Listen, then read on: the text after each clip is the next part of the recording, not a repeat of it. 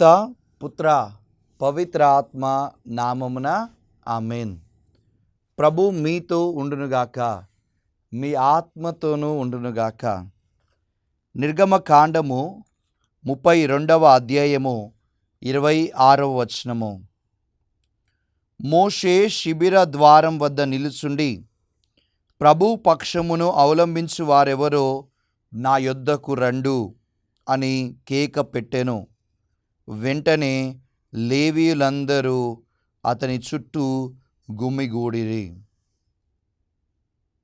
ఇది ప్రభు వాక్కు. సర్వేశ్వరునికి వందనములు.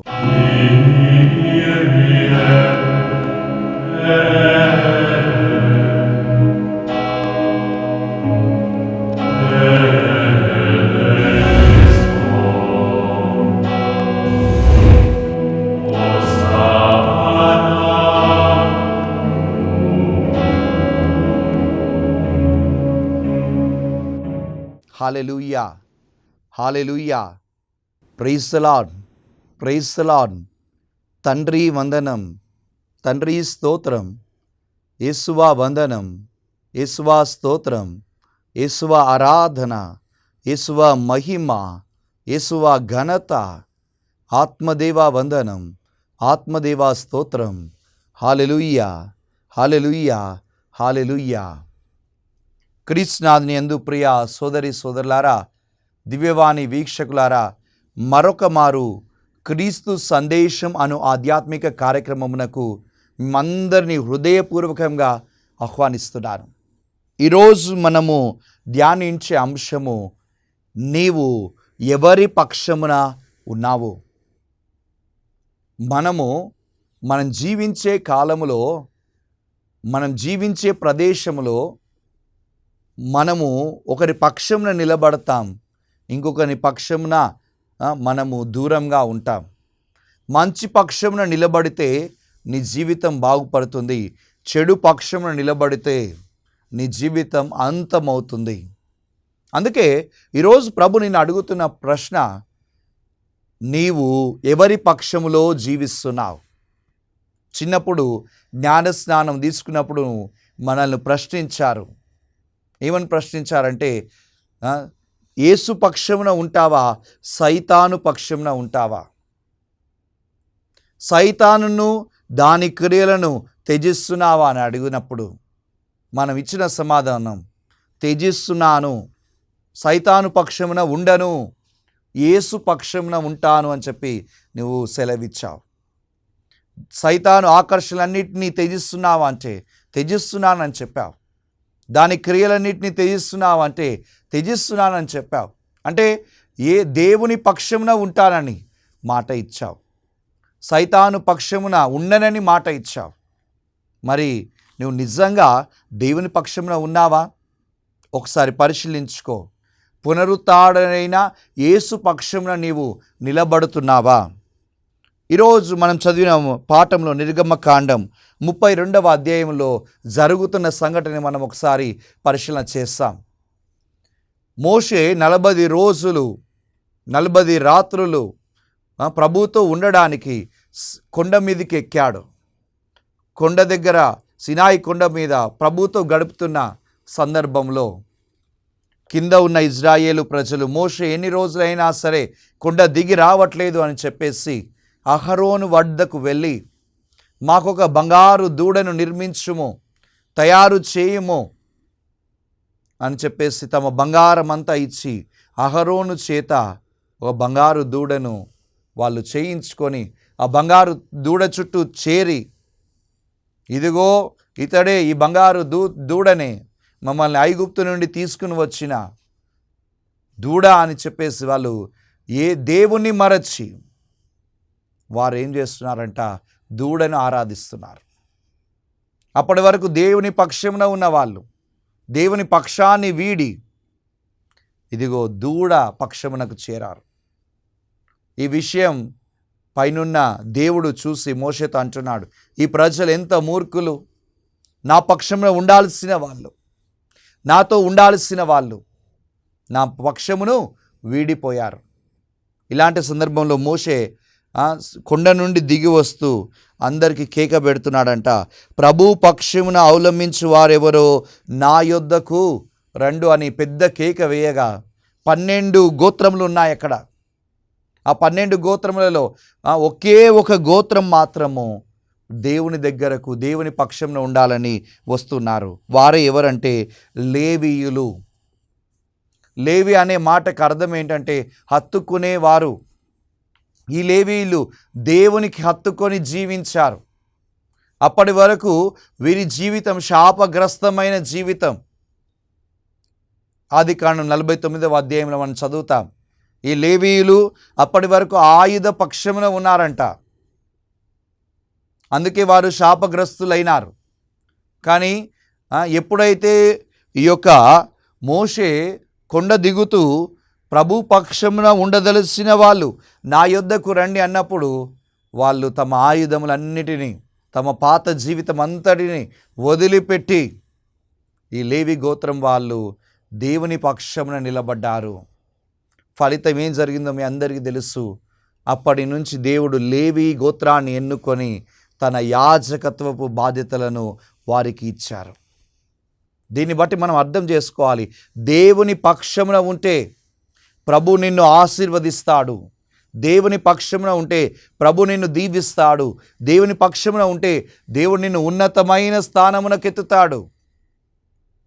కానీ మనమే చాలాసార్లు పొరపాటు పడి ఆ ఇజ్రాయేలు ప్రజల్లాగా దేవుని పక్షాన ఉండాల్సిన వాళ్ళం, జ్ఞానస్నానములో ప్రభువుకు మాట ఇచ్చిన వాళ్ళం, దేవుని పక్షాన్ని వీడి ఈ లోక పక్షంలో చేరుతున్నాం, పాపపు పక్షంలో చేరుతున్నాం. ఇలాంటి వారందరికీ ప్రభు అడుగుతున్న ప్రశ్న, నీవు నా పక్షమున ఉంటావా? పరిశుద్ధ గ్రంథాన్ని మనం చూసినట్లయితే ప్రభు వాగ్దానం ఏం చెప్తుందంటే, యోహాను రాసిన మొదటి లేఖ 2వ అధ్యాయము 15-16 వచనంలో మనం చూస్తున్నాం. లోక పక్షమున మీరు ఉండకండి, ఈ లోకము కానీ ఈ లోకములో ఉన్న వాటినైనను ప్రేమించకండి. ఎవరైనా ఈ లోకం ప్రేమించిన ఎడల తండ్రి ప్రేమ వానిలో లేదు. ఈ లోకంలో ఉన్నదంతయు శారీరక వ్యామోహము, దృష్టి వ్యామోహము, జీవితమందలి అహంభావము, ఇవి తండ్రి నుండి వచ్చినవి కావు. ఇవన్నీ ప్రాపంచికములే. వాగ్దానం ఏం చెప్పబడిందంటే, ఈ లోకమును ప్రేమించకండి, ఈ లోక పక్షాన చేరకండి. ఎందుకంటే లోకమంతా సంపాదించి, లోకంలో ఉన్న డబ్బు సంపాదించి, లోకంలో ఉన్న అధికారం సంపాదించి, లోకంలో ఉన్న వ్యసనాలను సంపాదించుకొని, లోకంలో ఉన్న అన్నిటినీ సంపాదించి నీ ఆత్మను కోల్పోయినా లాభమేమి? దేవుని పక్షమున ఉండపోతే లాభమేమి?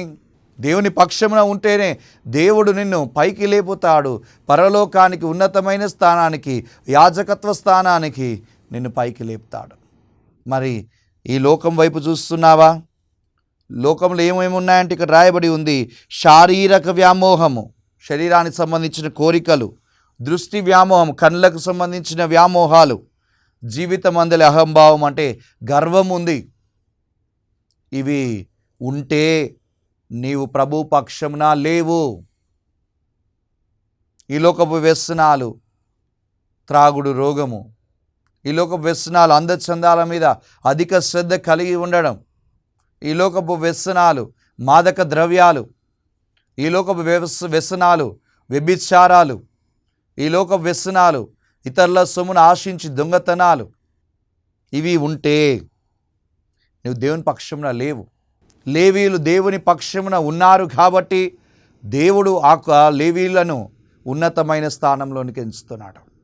మరి నీ జీవితం ఎలా ఉంది? పరిశుద్ధ గ్రంథంలో దేవుని పక్షమున ఉండిన వారందరినీ దేవుడు కాపాడి ఉన్నత స్థానంలోనికి తీసుకొని వెళ్ళాడు. Yeah.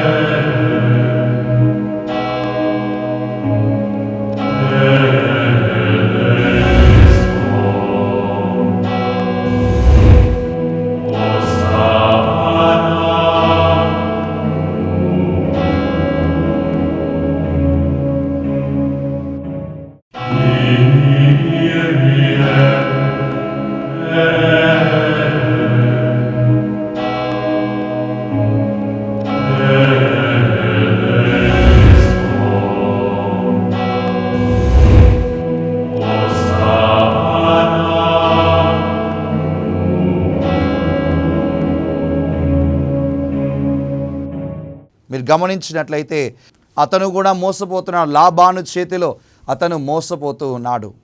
లాబాను అతనికి రూపాయి కూడా ఇవ్వదలుచుకోలేదంట.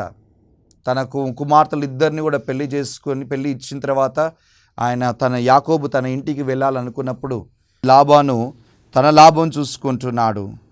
కానీ అప్పుడు యాకోబు ఏమంటున్నాడంటే, ఇదిగో చదువుదాం. ఆదికాండం 31వ అధ్యాయం 42వ వచనంలో, మా తండ్రి దేవుడు, అబ్రహాము దేవుడు, ఈసాకు కొలిచిన దేవుడు నాకు తోడ్పడకుంటే నీవు నన్ను ఒట్టి చేతులతో పంపి వాడవేనా?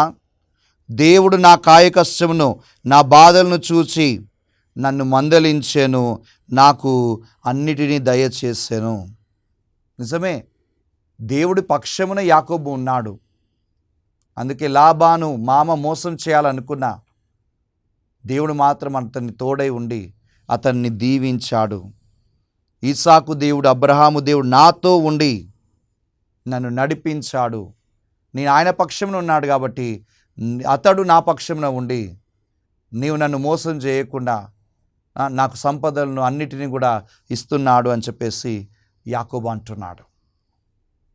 నిజమే ప్రియ సోదర, మనం దేవుని పక్షమున ఉంటే దేవుడు మన పక్షమున ఉండి మన కోసం యుద్ధం చేస్తాడు.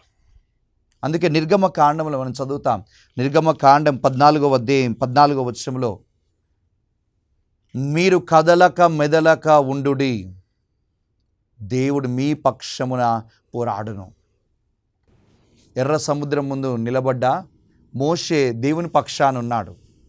కానీ ఇజ్రాయేలు ప్రజలు దేవుని పక్షమును విడనాడాలనుకుంటున్నారు. ముందు నుయ్యి వెనకాల గొయ్యి ఎందుకు తీసుకొచ్చావని చెప్పేసి అడుగుతున్నారు.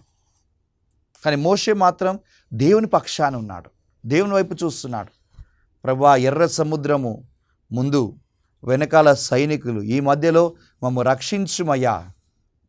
అప్పుడు ప్రభు ఇచ్చిన సందేశం, మీరు కదలక మెదలక ఉండు, దేవుడే మీ పక్షమున పోరాడుతాడని. ప్రభువే మోషే దేవుని పక్షమున ఉన్నందుకు దేవుడు ఇజ్రాయేలు పక్షమున ఉండి ఎర్ర సముద్రమును రెండుగా చీల్చాడు. అలానే నీ కష్టంలో నీవు ఏ పక్షమున ఉంటున్నావు? నీ అనారోగ్యంలో నువ్వు ఏ పక్షమున ఉంటున్నావు? నీ జీవితంలో ఎక్కడ ఉంటున్నావు?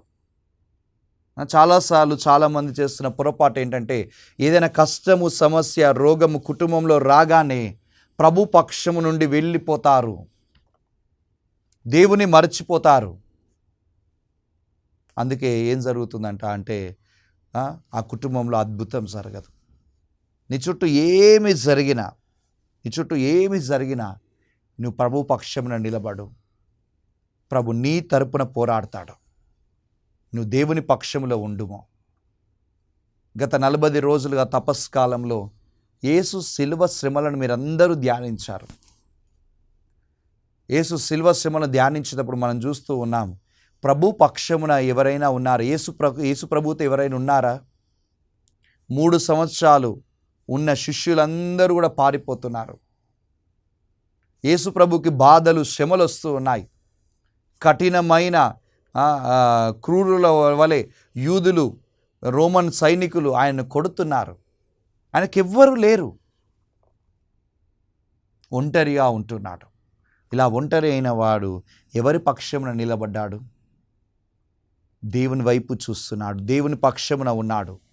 అందుకే దేవుడు ఏం చేశాడంట అంటే, ఇదిగో ఇన్ని బాధలు, సమస్యలు మధ్యలో విశ్వాసం కలిగి తండ్రి వైపు చూసి, తండ్రి నా ఆత్మను నీకు అప్పగించుచున్నాను అని తెలియజేసి దేవుని పక్షమున నిలబడ్డ యేసును 3వ రోజు అద్భుతం చేస్తున్నాడు. 3వ రోజు మరణాంతరం మరలా ఉత్థానమవుతుంది. ఉన్నతమైన స్థానము ప్రభువుకు దక్కుతుంది. పరలోకంలో సింహాసనాన్ని దేవుడు యేసు ప్రభువుకు దయచేస్తున్నాడు. ఎందుకంటే యేసు తన జీవితంలో దేవుని పక్షమున నిలబడ్డాడు. నీ జీవితంలో ఎలా ఉంది? ఒకసారి పరిశీలించుకో ప్రియ సోదరుడా, సోదరి.